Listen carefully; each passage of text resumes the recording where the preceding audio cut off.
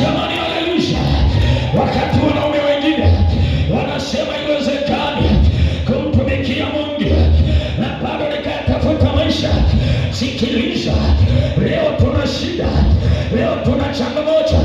Hata ukiangalia katikati yetu wanaume hawako wengi, wana wengi wao wanahangaika na maisha, lakini nataka nikwambie, pamoja na mahangaiko tunajifunza kwenye somo hili.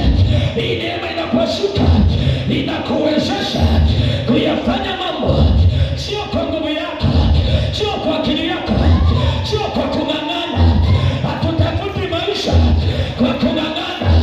Mwenye neema hii, aliyepokea neema hii inayotokea juu, atakuwa wa ibada, ataenda kazini, atatoka kazini, atakuja kwa ibada. Maana neema inamwezesha kuyapanga mambo, kupanga mikakati na namna ya kumtumikia Bwana, pamoja na kumtafuta na kutafuta maisha. Lakini neema inamwambia haya ni majira ya kwenda kwa ibada, ya kwenda kumtumikia Bwana.